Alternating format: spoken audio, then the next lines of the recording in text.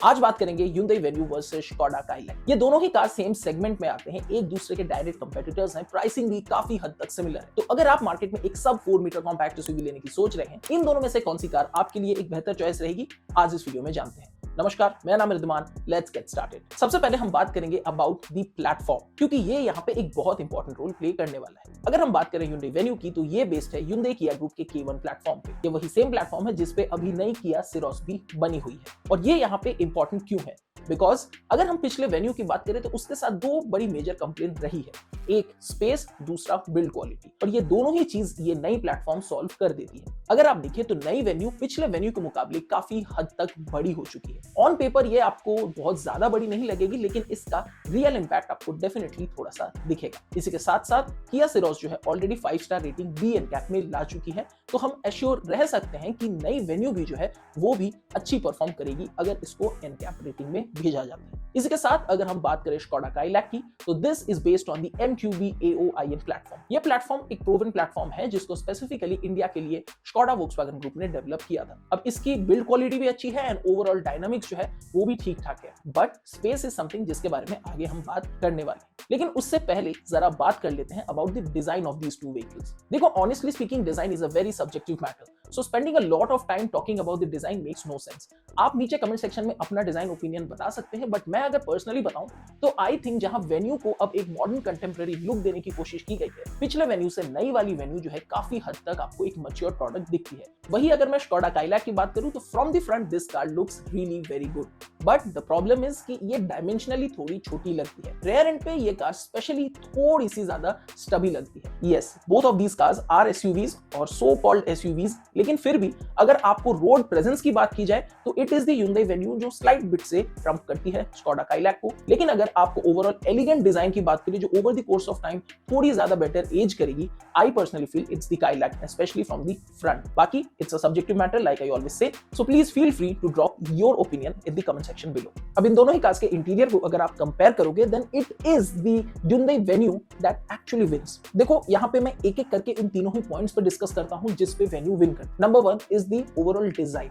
ऐसा नहीं है कि Kodiaq का डिजाइन बेकार है, but it is the venues interior which feels instantly lot more appealing. जिस तरीके से Hyundai ने इस ओवरऑल डैशबोर्ड को बनाया है वो काफी ज्यादा प्रीमियम लगती है एंड एट पार है with the bigger Hyundai models. इसी के साथ जिस तरीके की प्लास्टिक क्वालिटी का इस्तेमाल किया गया है वो भी बहुत अच्छा है। प्राइमरीली दोनों ही कार्स में आपको हार्ड प्लास्टिक का इस्तेमाल मिलता है, लेकिन जिस तरीके से Hyundai के डिजाइनर्स ने ट्रिम को डिवाइड किया है, जिस तरीके से टेक्सचर्स का इस्तेमाल किया है, वो वाकई में बहुत बढ़िया लगता है। लाइटर शेड होने की वजह से जो इंटीरियर का ओवरऑल फील है वो भी वेन्यू में काफी बेहतर लगता है। If I have to talk about the Kodiaq's interior, it is well made. Hard plastic है, but the plastic is kind of built to last. थोड़े से रैटलिंग वगैरह के इश्यूज जो हैं वो Kodiaq में देखने को मिलते हैं, जो आपको कहीं भी देखने को नहीं मिलेगा Hyundai Venue में। ऑल ब्लैक डार्कर थीम होने की वजह से Kodiaq का जो इंटीरियर है वो थोड़ा सा क्लॉस्ट्रोफोबिक भी लगता है। और इन दोनों ही कार्स में अगर आप स्पेस को कंपेयर करोगे then it is the Hyundai Venue that clearly wins, because अब पहले के मुकाबले वेन्यू जो है वो थोड़ी सी ज्यादा स्पेशियस लगती है। अगर रियर सीट एक्सपीरियंस की बात करें तो यहाँ पे वेन्यू का जो सीट है वो वाकई में बहुत बेहतर है। जो एमिनिटीज ऐड की गई है वो भी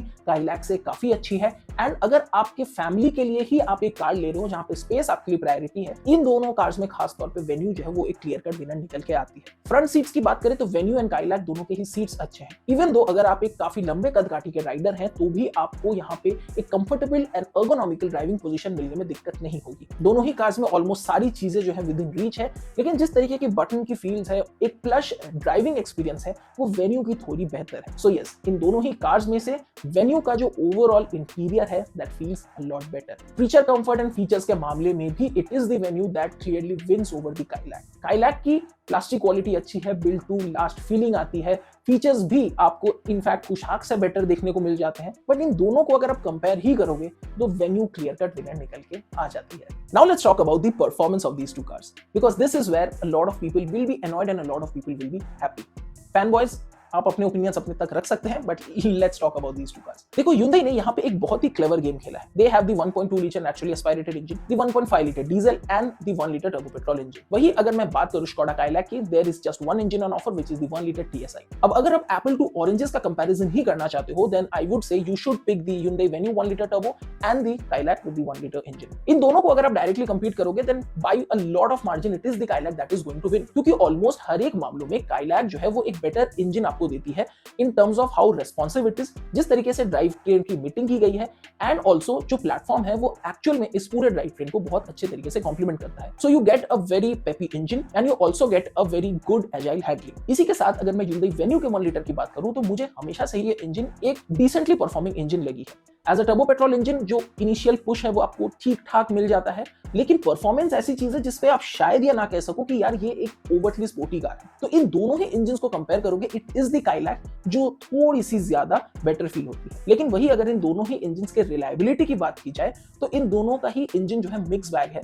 अगर आप DCT के साथ लेते हो Venue को, तो there have been certain reliability issues, but they are like very minimum and are not deal breakers. लेकिन अगर मैं रिलायबिलिटी एंड रिफाइनमेंट की बात करूं, ये दोनों ऐसी चीजें हैं जहां पे it is the Venue that is going to win. Reliability and refinement दोनों में ही Kailaq से काफी बेहतर जो है इंजन फील होती है Venue की। यस, अगर आप DCT के साथ जाते हो, देन आपको थोड़ी सी रिलायबिलिटी जो है उसका ट्रैक रिकॉर्ड उतना बेहतर नहीं मिलता है Venue में, लेकिन फिर भी for majority use cases the engine is still much more reliable. वही अगर मैं Kailaq की बात करूं, तो यहाँ पे engine is fantastic, gear box is also very nice, but यहाँ पे जो इंजन है वो उतनी ज्यादा रिफाइंड फील नहीं होती है। सो अगर सिर्फ और सिर्फ परफॉर्मेंस की बात की जाए, it is the Kailaq that straight away wins. अगर overall as a turbo petrol engine experience करना हो with good refinement, good reliability and somewhat decent fuel economy, it is the Hyundai Venue that a lot of people will actually settle for. हम अगर बात करें 1.2 litre naturally aspirated engine की, तो वो engine refined है, लेकिन एक्चुअल में पावर की कमी जो है वो काफी फील होती है। ये इंजन उन लोगों के लिए बहुत अच्छी है जो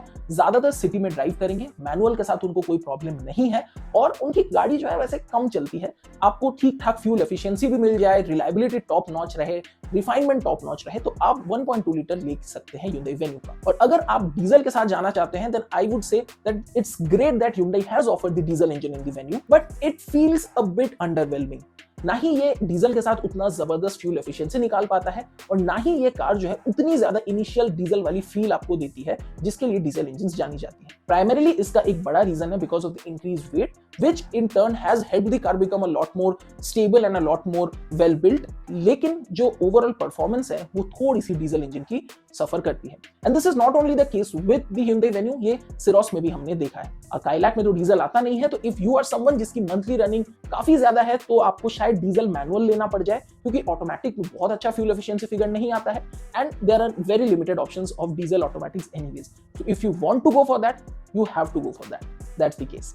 अब बात करते हैं दो सबसे क्रूशियल एस्पेक्ट की, और ये काफी सारे लोगों के लिए एक डील ब्रेकर या डील मेकर बन सकता है। Number 1 is the ride and handling. देखो ऑनेस्टली अगर इन दोनों ही कार्स में से डायनामिकली मोर सॉर्टेड कार की बात की जाए, तो hands down it is the Skoda Kailaq। मैंने ये बार बार कहा है, Kailaq जो है वो कहीं ना कहीं अपने bigger cousins like the Kushaq and Taigun उसको भी आराम से बीट करती है in terms of sheer driving pleasure. चलो ये BMW का टर्म हो गया, but driving pleasure, because somehow the Kailaq feels a lot better. एक तो छोटी फुटप्रिंट है, इसी के साथ जिस तरीके से suspension and the overall handling को ट्यून किया गया है, वो एक्चुअल में कुशाक टाइगुन से तो बेहतर लगती ही है, एंड डेफिनेटली Venue से भी बेहतर लगती। तो अगर आपको जेन्युइनली एक ऐसी गाड़ी चाहिए जिसमें आपको राइडिंग फील बहुत अच्छी मिले, it is the Kailaq that definitely wins. लेकिन वही अगर मैं Hyundai Venue की बात करूं, तो this car has improved a lot. हमने पिछले Venue में हमेशा कहा है कि जो सस्पेंशन है वो स्टिफर साइड पे है, और वो चीज यहाँ पे चेंज नहीं हुई है, लेकिन somehow Hyundai has managed to tune it a bit in the better way. India के रास्तों का हिसाब किताब हमें भली भांति मालूम,